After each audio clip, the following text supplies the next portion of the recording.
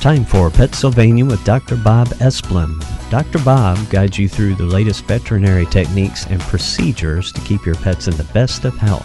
PetSylvania is brought to you by Elanco, maker of Trifexis and Comfortis. With your ears up and tails wagging, here is Dr. Bob.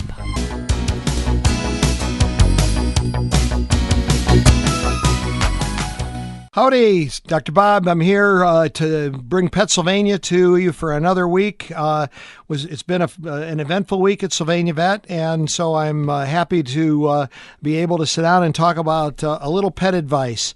As always, we're brought to you by Elanco, the makers of Trifexis, once a month heartworm flea control pill, and Comfortis, a once a month flea control pill, the next generation of flea control, that's for sure. Hills, the maker of Science Diet and Prescription Diet, with their newest entry, a game changer when it comes to obesity management in dogs and cats, with a diet called Metabolic Diet. You're going to hear more and more about this because it's literally using some of the newest knowledge in nutrition medicine, both on the human side and on the animal side, and it's going to be a game changer. Enough of these low-calorie foods, we're going to be able to get dogs to lose weight without a lot of magic, and it's going to be very exciting.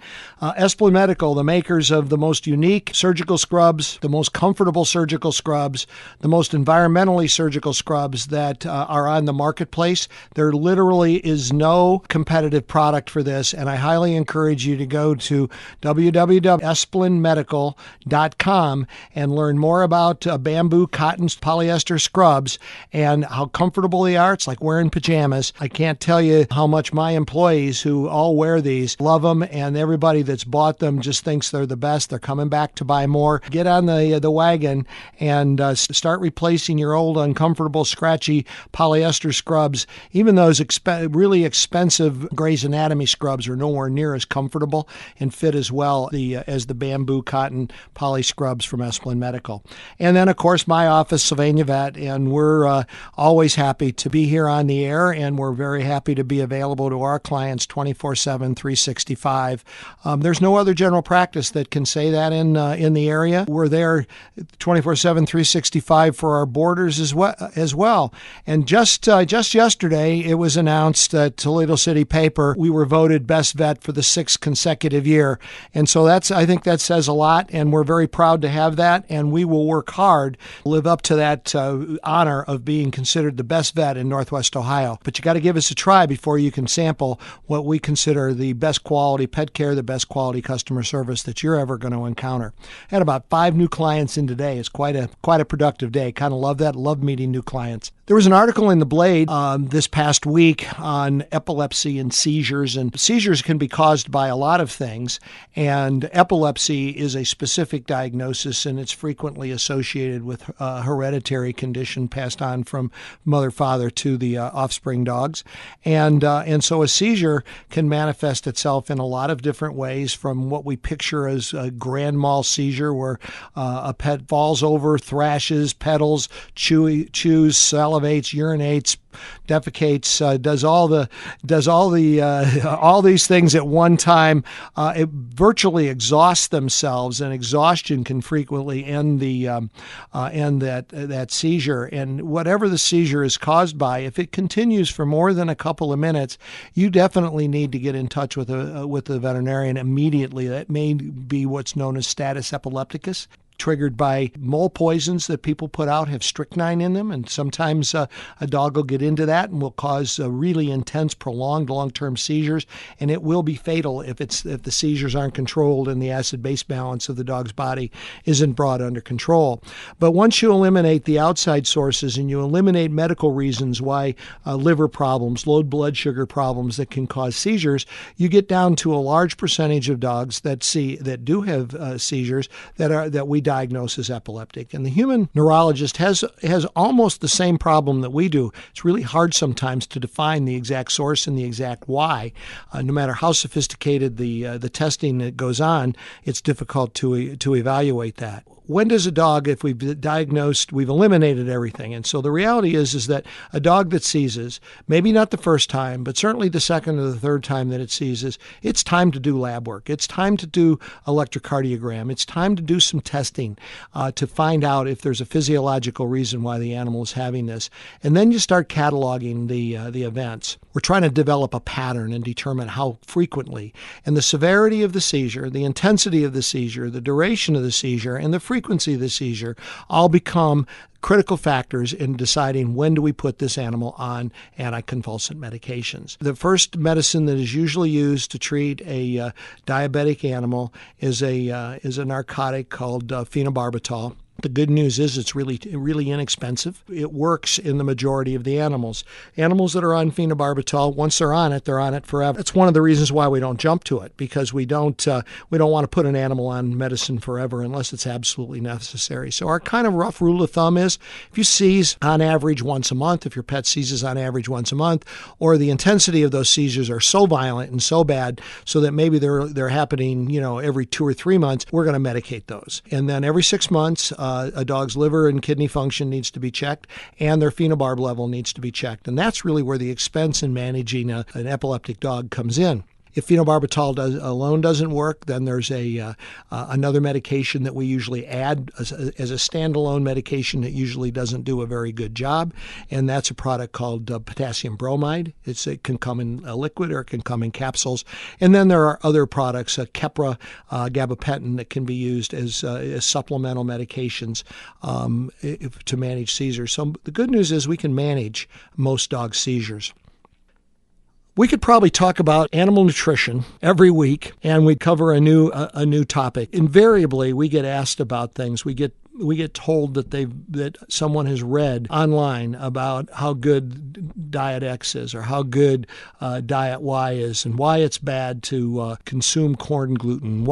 And why would you want to consume a filler, and how bad wheat is, and you should never feed grains to your animal. The reality is most of those things that are out there are myths, and those myths need to be debunked. We're going to talk more as the months move along here, but in April, we will be having a seminar at the office, and we hope there's great attendance. It's going to revolve around the myths as it relates to animal nutrition. It's going to talk about how to read a label so that you understand what's on that label and what it means. There's a lot of sneaky on dog packaging, and particularly some of the lesser foods that are trying to push themselves up against the higher quality foods are using a lot of those sneaky tricks. Then we're also going to spend some time talking about metabolic diets. So we are going to have the people from the expert opinion from Hills Nutrition will be a part of that presentation. I've sat into many of those lectures. They're very honest and upfront. They know that they don't have a corner on everything, but they also are extraordinarily knowledgeable. And another source for you to get information is that the Nestle Purina people have published a series of handouts. You can go to their website and you can download it in a PDF form, individual myth or fact handouts that explain some of the things that we've talked about. And I think that you would find it really useful. So that address is that you go to Purina. This is all one word, Purina veterinary-diets.com. So it's capital Purina, capital VETERNARYDIETS.com.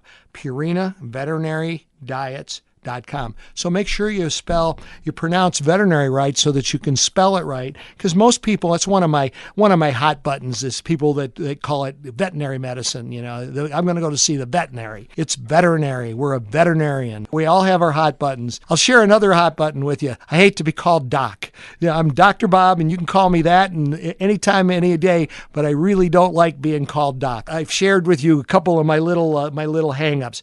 Well, it's time to take a break.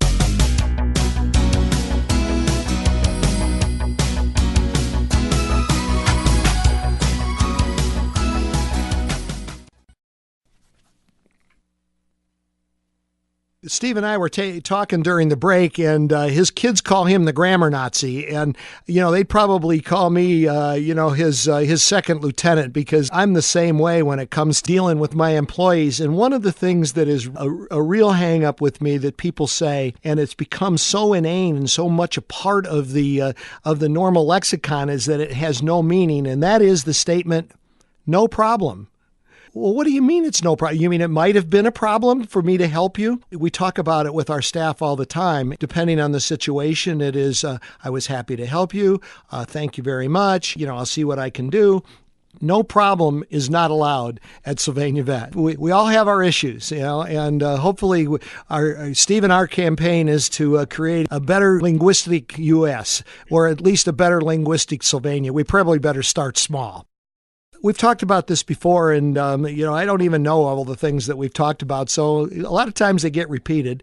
We have new listeners, I hope, dozens and dozens by this point, maybe hundreds. So allergy testing, what's best? I get people come in to us with their allergic dogs, and they bring in a booklet that they've gotten their dog allergy tested, and it's been a blood test, and it's 6 pages, and it's really colorful and really nice, and it looks very authoritative. And there's this big long list of foods to which the dog is allergic. I saw a dog recently that was allergic to rabbit. Here's the problem: never had any rabbit, ever. Couldn't possibly be allergic to rabbit if it's never been exposed to rabbit. That's the problem. Food allergy testing is worthless, and there's not one veterinary dermatologist that thinks it has any value. Blood testing for allergies borders on worthless. We did a little study at the office where we took two blood testing companies, and we submitted paired samples from dogs that we were 100% certain were allergic. And the first company that came back, called Spectrum Labs, so I'm going to say names because you may have lab results coming from them, or you may be able to ask your veterinarian if they want to do blood testing, who are you sending it to. Spectrum Labs always comes back with a huge list. This is where the food list comes from. And then it's not uncommon for the dog to be allergic to 20 or 25 things. So this dog comes back with this gigantic list of things to which it's allergic, and including rabbit, which it had never been exposed to. And the other lab came back and showed that the dog was allergic to nothing. Now, what are we supposed to think? All or nothing. It was in the middle. So we skin tested this dog, and what we found is that it was allergic to a reasonable number of things that were realistic based on the seasons that this dog was itchy, and the fact that it was itching in the winter showed that it had some allergies in the house, and the intradermal skin testing demonstrated that. Now we're in a position to make a reasonable hyposensitization solution. Gold standard of allergy testing in dogs and to some degree in cats, although they don't seem to have the same level of allergies, is intradermal skin testing. I would counsel you, do not waste your money on having blood testing done on your animal. It just isn't worth it. Sylvania Vet does intradermal skin testing, so that means you don't have to go to Michigan State or Michigan Vet Specialists or any of the specialty centers and spend somewhere in the range of 2.5 to 3 times as much as we charge to do that procedure. So call us at 885-4421 if you have any questions. I had a dog that I had to take to surgery this week because 2 weeks ago we went to surgery and removed a growth. We were surprised when the pathology on this growth came back and showed us that it was a grade 2 sarcoma. We thought it was going to come back something really benign. The good news is grade 2 sarcomas, they're not very aggressive and they don't come back very rapidly. But it told us that we didn't know that we had to be as aggressive as we needed to be. So we had to go back and be more aggressive. And so this week we went back in, went to the surgery site, went a little bit wider and a lot deeper through a muscle plane, and hopefully we'll find that we've gotten all the tumor and everything is gone, and the dog is in effect cured at that point. But that sometimes is necessary. So, don't be distraught if you're told that, hey, we don't have clean margins. This is the kind of tumor that we may need to go back on. Some of those that you think about are high-grade mast cell tumors, grade 2 mast cell tumors. This particular nerve sheath sarcoma would be another one because we don't, even though they may not metastasize, which means go elsewhere in the body through the lymphatic system or the circulation system, we don't want it coming back because it may come back going deeper rather than more superficial, and it may be harder for us to find. So that second surgery really was important. What we're looking for in medical terms is a thing called we're looking for clean margins. Diarrhea is one of the most common things that we deal with. And one of the things that we need to do when we're taking a history and working our way through how to treat this diarrhea is that we need to determine if the diarrhea is in the small intestine or it's coming in the large intestine. To give you a kind of a reference, when we get intestinal flu, we have small intestine diarrhea. So we have cramps, we have discomfort, we have the air yerps, as Bill Cosby called them, the gurgling of your intestines, the gas and so forth that's associated with that. You usually feel like garbage. You may have a fever. If a dog has large bowel diarrhea, then they usually have increased frequency of stools. They have straining when they go. There'll frequently be blood to some degree and mucus to some degree in that. But they aren't acting clinically ill. They still have an appetite, and they are probably not going to have a fever. So the difference is we have small intestine, which is clinical disease, febrile disease, just like the flu when we get it, and then we have colitis type disease. And it's, you don't need to panic if your dog passes some blood in the stool, because you and I would panic if we saw blood in our stool, but dogs are much more easily able to get blood in their stool. So in most cases, unless it's something really significant and serious, that's not a case that you need to go rushing in to see the veterinarian. One of the nice things is you can call us though, and you can be reassured that it's okay to wait till morning, and you can get an appointment made. So an advantage of having 24-hour staffing, the advantages go on and on.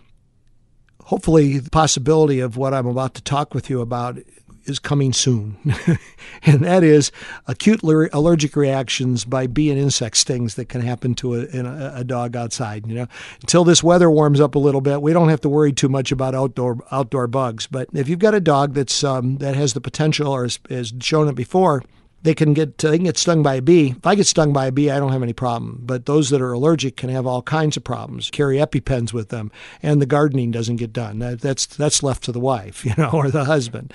The key is that for you, I would have Benadryl in the house. Benadryl is a great product to have around in a house when you have pets. And if your dog gets an acute allergic reaction, what usually happens is that they get hives. Their face swells, their lips swell, their eyelids swell, their ear flaps might actually swell. But they aren't painful. They might be itchy, scratching, rubbing, rolling around, like real itchy, like you do when you've gotten a sunburn and it's starting to heal. Benadryl at 1 milligram per pound given orally can head off the need to come in and see a veterinarian. Now, if there's any respiratory problems associated with that, we're wheezing, we're struggling, our tongue looks blue, anything like that, then we want you there, because we need a more aggressive treatment course with steroids and injectable Benadryl. And in some cases, we actually have to use adrenaline epinephrine to control that. I'm going to tell you another funny story. Funny things happen at Sylvania Vet all the time. Yes, we're pet medical professionals, but we aren't necessarily human medical professionals. One of my employees is allergic, and she developed a significant allergic reaction and started getting real tight and wheezy and having a very acute asthma attack. And so she went in and sat down, and one of my other employees, who's a front desk person, rushed in to help her, and she was handed the EpiPen to give her the Epi injection, and never used an EpiPen before, but she took the pen and looked at it, put her finger on top of it, jammed it down into the thigh, and it turns out she jammed the treatment button into the thigh, and into her finger went the injection of epinephrine. 911 is on the way. They wanted to transport both of them out of the hospital. We laugh about that today. So we're going to take a break and come back and wrap it up.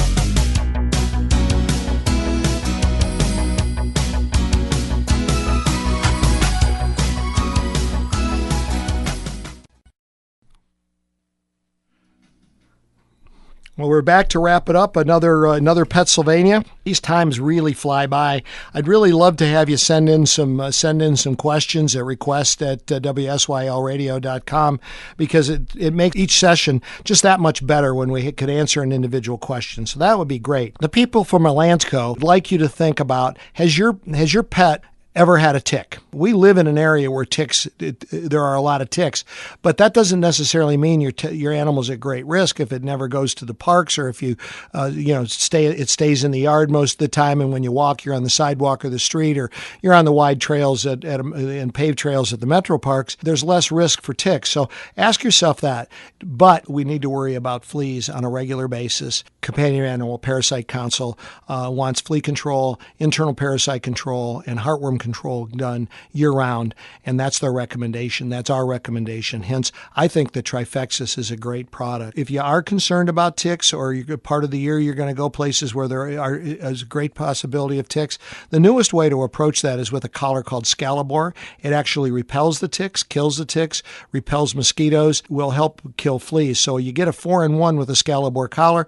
It's safe, it's waterproof, and it lasts for 6 months. It's a great product used in conjunction with Trifexis. It's another way to attack the problem instead of using HeartGuard Plus and Frontline, which is still a very effective way to approach that. The Hills people want you to know that they've created the breakthrough product for pet obesity and the long-term maintenance of good weight once we get there. Metabolic diet. There's some training that needs to go on before we can go there, but I would encourage you to look up Hills online. Start reading about metabolic diet, because if you've been trying to diet your dog for years, like many of my clients have, and they've had little to no success, this might be the breakthrough that we were looking for.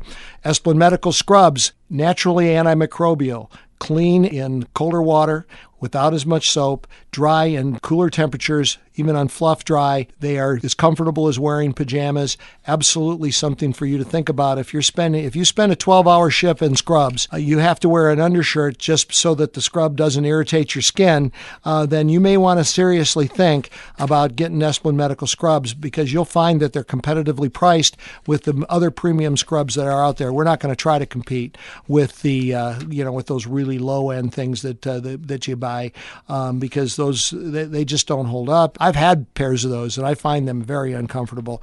And then Sylvania Vet, I want to encourage you to go to our website. We have probably the coolest website that you've ever seen. As a matter of fact, if you've seen a better veterinary website, I want to hear about it, all right, because I'd love to see it as well. We have a great medical library where you're going to get knowledgeable sources on questions you have, rather than putting in a query on Google and really, in most cases, getting nothing but empirical opinion, which is borders on worthless. We want science, want answers to our questions. There's a great many links on there to a variety of great sites that will help you. We directly link to the American Animal Hospital Association, and we're going to link to Get Connected. That's the final advertisement on Sylvania Vet. We have finally gotten everything going. Within the next week, we will be on TV 13's Get Connected. Check it out. There's a 3-minute video on there that's phenomenal. We have some great endorsements from clients that really know how great we are, and have really understood the value that having 24/7 availability brings to you. And with that said, there's only one greatest pet, and it lives in your home. You have been listening to PetSylvania with Dr. Bob Esplin on WSYLradio.com. PetSylvania is brought to you by Elanco, maker of Trifexis and Comfortis. Tune in every Saturday at 10 a.m. as Dr. Bob explains the latest in veterinary care and answers your questions. You can email your pet questions to requests@WSYLradio.com, and Dr. Bob will answer them on a future show.